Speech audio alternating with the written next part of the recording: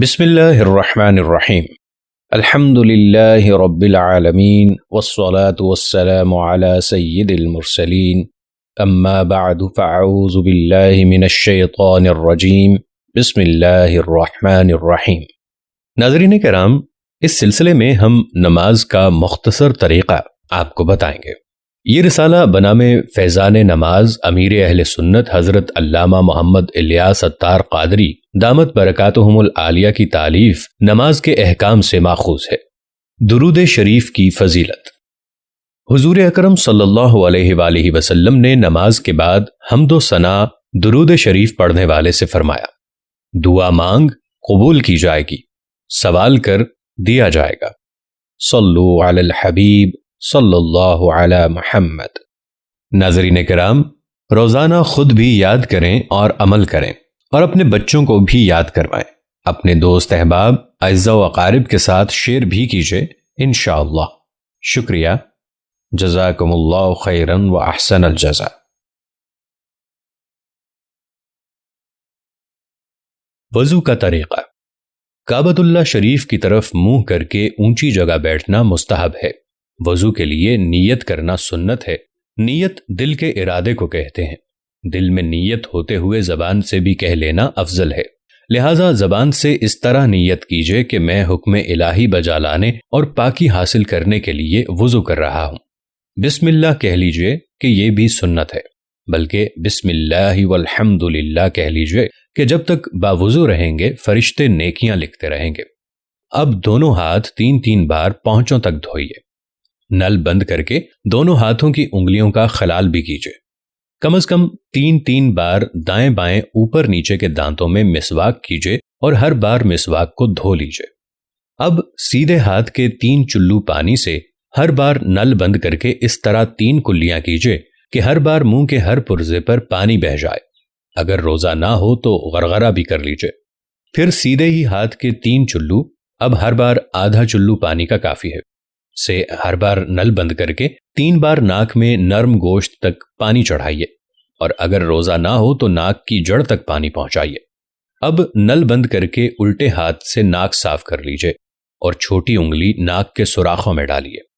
3 بار سارا چہرہ اس طرح دھوئیے کہ جہاں سے عادتاً سر کے بال اگنا شروع ہوتے ہیں وہاں سے لے کر ٹھوڑی کے نیچے تک اور ایک کان کی لو سے دوسرے کان کی لو تک ہر جگہ پانی بہہ جائے۔ اگر داڑھی ہے اور احرام باندھے ہوئے نہیں ہیں تو نل بند کرنے کے بعد اس طرح خلال کیجئے کہ انگلیوں کو گلے کی طرف سے داخل کر کے سامنے کی طرف سے نکالیے۔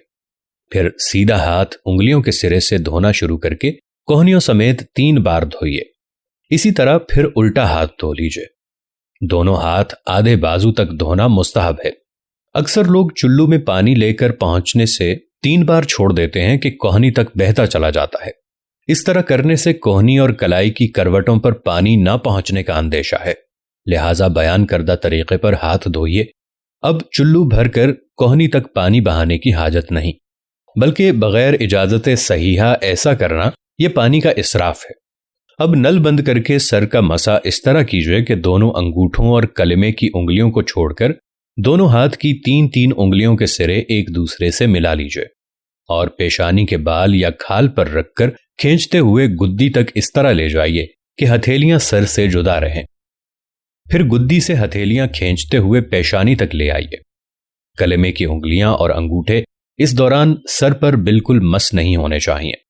پھر کلمے کی انگلیوں سے کانوں کی اندرونی سطح کا اور انگوٹھوں سے کانوں کی باہری سطح کا مسح کیجیے، اور چھنگلیاں یعنی چھوٹی انگلیاں کانوں کے سوراخوں میں داخل کیجیے، اور انگلیوں کی پشت سے گردن کے پچھلے حصے کا مسح کیجیے۔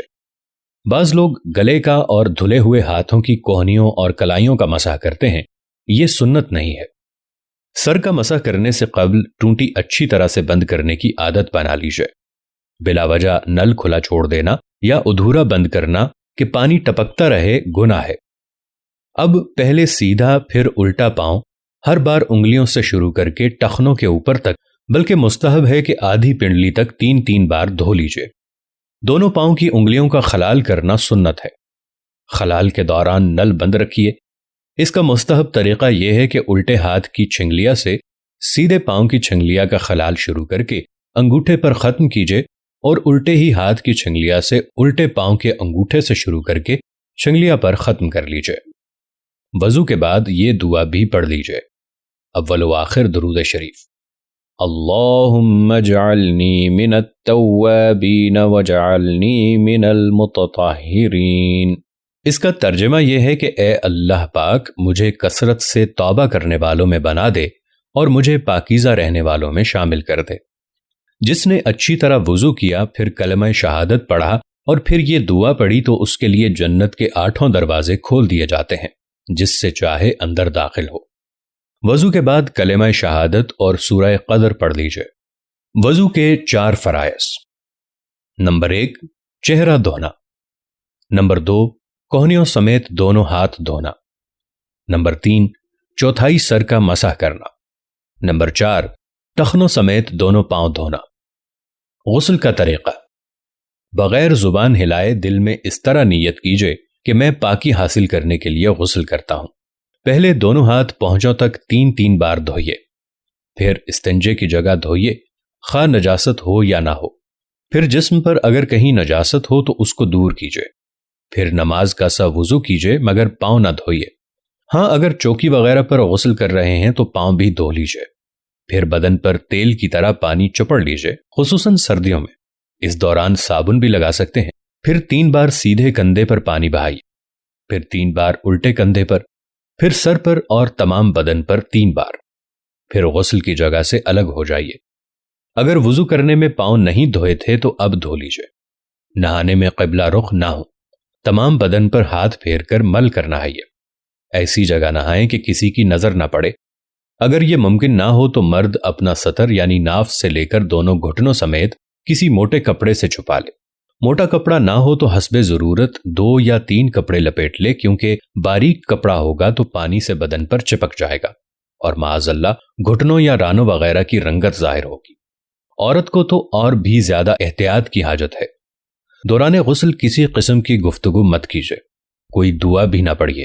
نہانے کے بعد تولیہ وغیرہ سے بدن پونچھنے میں حرج نہیں ہے۔ نہانے کے بعد فوراً کپڑے پہن لیجیے۔ اگر مکروہ وقت نہ ہو تو 2 رکعت نفل ادا کرنا مستحب ہے۔ غسل کے فرائض۔ نمبر 1، کلی کرنا۔ نمبر 2، ناک میں پانی چڑھانا۔ نمبر 3، تمام ظاہر بدن پر پانی بہانا۔ تیمم کا طریقہ۔ تیمم کی نیت کیجیے۔ نیت دل کے ارادے کا نام ہے، زبان سے بھی کہہ لیں تو بہتر ہے۔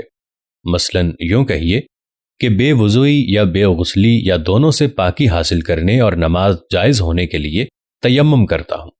بسم اللہ پڑھ کر دونوں ہاتھوں کی انگلیاں کشادہ کر کے کسی ایسی پاک چیز پر جو زمین کی قسم مثلاً پتھر، چونا، اینٹ، دیوار، مٹی وغیرہ سے ہو، مار کر لوٹ لیجئے، یعنی آگے بڑھائیے اور پھر پیچھے لائیے، اور اگر زیادہ گرد لگ جائے تو جھاڑ دیجئے اور اس سے سارے منہ کا اس طرح مسح کیجئے کہ کوئی حصہ رہ نہ جائے۔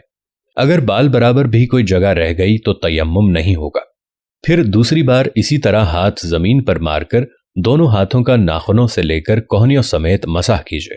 اس کا بہتر طریقہ یہ ہے کہ الٹے ہاتھ کے انگوٹھے کے علاوہ 4 انگلیوں کا پیٹ سیدھے ہاتھ کی پشت پر رکھیے اور انگلیوں کے سرے سے کوہنیوں تک لے جائیے، اور پھر وہاں سے الٹے ہی ہاتھ کی ہتھیلی سے سیدھے ہاتھ کے پیٹ کو مس کرتے ہوئے گٹے تک لائیے اور الٹے انگوٹھے کے پیٹ سے سیدھے انگوٹھے کی پشت کا مسح کیجیے۔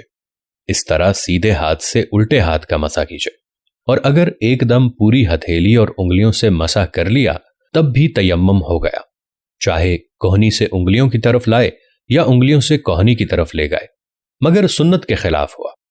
تیمم میں سر اور پاؤں کا مسح نہیں ہے۔ تیمم کے فرائض۔ تیمم میں 3 فرض ہیں۔ نمبر 1، نیت۔ نمبر 2، سارے منہ پر ہاتھ پھیرنا۔ نمبر 3، کوہنیوں سمیت دونوں ہاتھوں کا مسح کرنا۔ ناظرین کرام، روزانہ خود بھی یاد کریں اور عمل کریں، اور اپنے بچوں کو بھی یاد کروائیں۔ اپنے دوست احباب، اعزاء و اقارب کے ساتھ شیئر بھی کیجئے انشاءاللہ۔ شکریہ۔ جزاکم اللہ خیراً و احسن الجزاء۔